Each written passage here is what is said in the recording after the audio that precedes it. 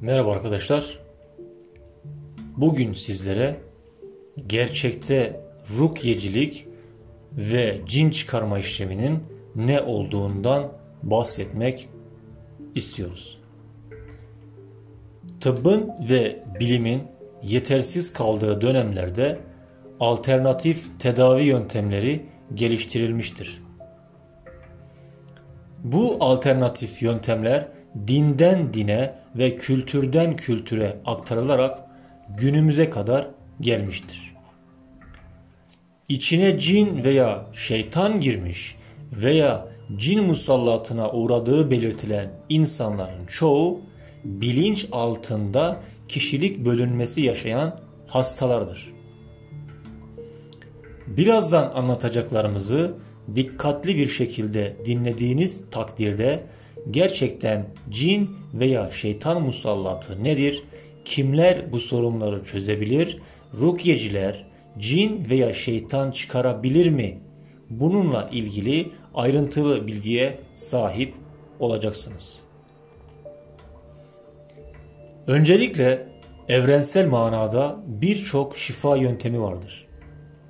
Herkes kendi rahatsızlıklarını veya başkalarının rahatsızlıklarını gidererek hem kendisine hem de başkalarına şifa verebilir. Çünkü insanın kendi bedenini iyileştirme gücü vardır. Bu yöntemler uygulanırken dokunma ve bir takım sesler çıkarma şifacılıkta tedavi yöntemlerinin bir parçasıdır. Rukye bu yöntemler arasında yer almaktadır.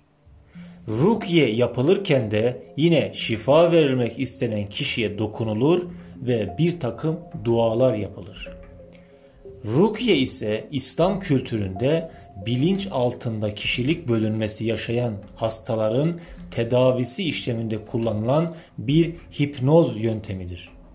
Cin veya şeytan çıkarma yöntemi değildir. İslam kültüründeki rukye uygulamaları diğer kültür ve dinlerden İslam kültürüne aktarılmış yöntemlerdendir.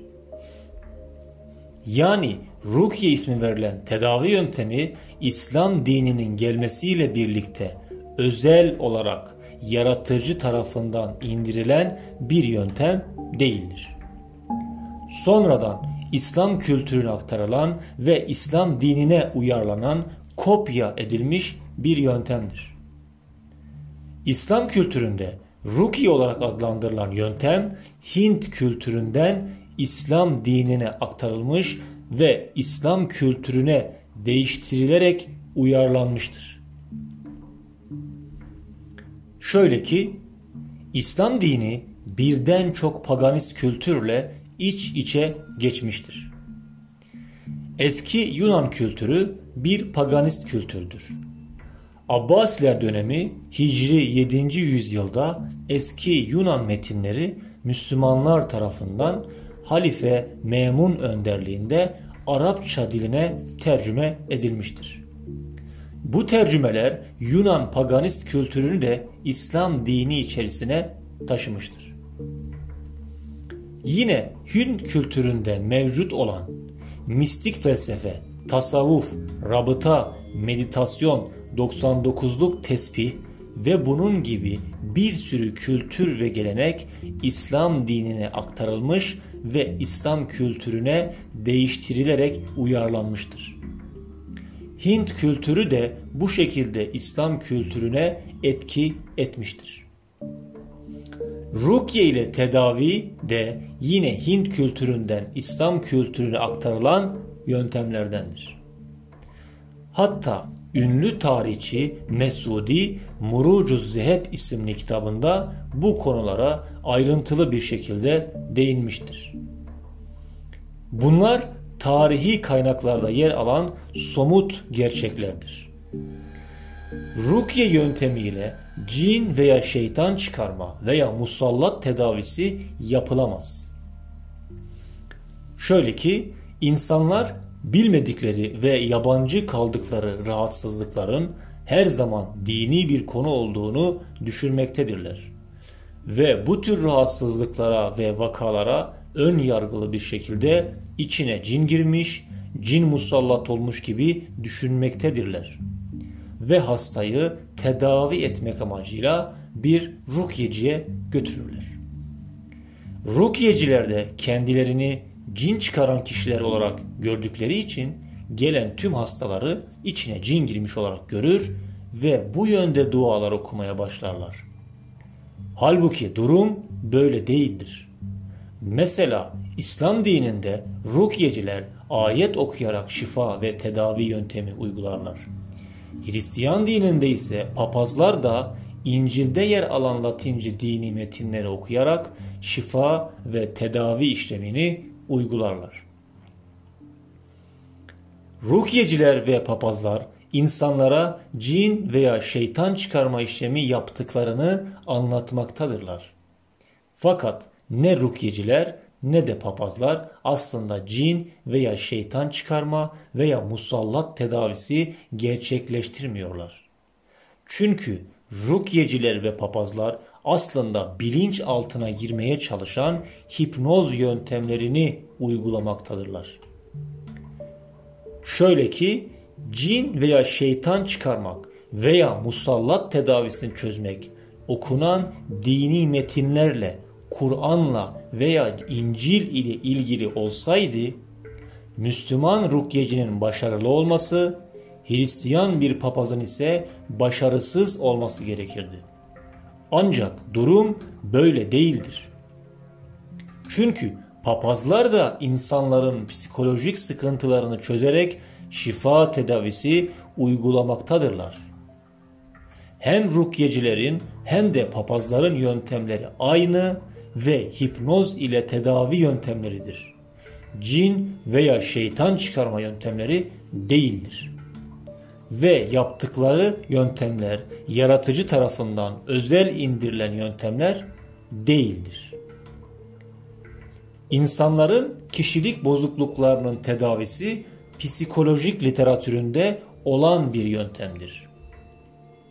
Örneğin tanıdığınız bir insan hiç tanımadığınız bir hale girmiş ise, sanki gerçekte farklı bir varlıkmış gibi davranıyorsa, toplumsal ve ahlaki kurallara tamamen ters, çılgınca davranışlar yapıyorsa, sesi ve bakışları değişmişse, sakinleştikten sonra bunların hiçbirini hatırlamıyorsa, bu sorunlar o kişinin içine cin veya şeytan girdiğini, onun musallata uğradığını göstermez.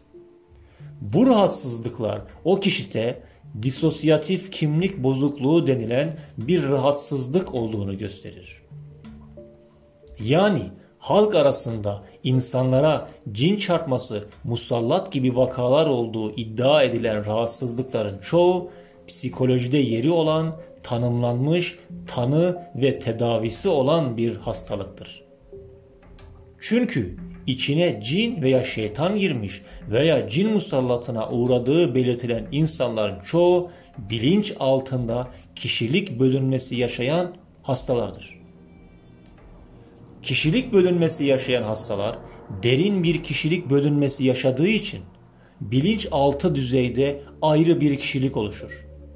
Tetikleyici unsur ile beraber o kişilik bağımsızlaşır. Ve bağımsızlaşınca o insan çok sakin ve narin biri olsa bile sanki içine cin girmiş, şeytan girmiş gibi alt kişiliği bağımsızlaşır ve güçlü bir yapıya bürünür. İşte bilinç altındaki bölünmeden bağımsızlaşan bu duygu alt kişiliğin bağımsız kalmasıyla meydana gelen bir rahatsızlıktır. Yani rukyeciler ve papazların yapmaya çalıştıkları şey aslında hipnoz yöntemiyle hastanın bağımsızlaşan kişiliğini bünyeye tekrar dahil etmeye çalışmaktır. Yani hipnozu, hipnotik fenomenleri ve disosyatif kimlik bozukluğu tanı ve tedavilerini bilen uzmanlar bu rahatsızlıkları gayet rahat bir şekilde tedavi etmektedirler. Rukyecilerin okumuş oldukları dualar tamamen dualar üzerinden yürüyen bir hipnotik müdahale biçimidir. Rukyecilerin bu yöntemi bazı hastalarda işe yarıyor, bazılarında işe yaramıyor. Bunu rukyecilerin kendileri de bilmiyorlar. Bu tür kimlik bozukluğu rahatsızlıklarının çözüm yeri rukyeciler değil. Hipnotik fenomenleri ve disosyatif kimlik bozukluğu tanı ve tedavilerini bilen uzmanlardır. Çünkü bir rukyeci dini bilgiler dışında kişilik bozuklukları ile ilgili artık günümüzde yeterli bilgi ve donanıma sahip değildir. Cin veya şeytan çıkarma işlemi çok farklı bir uygulamadır.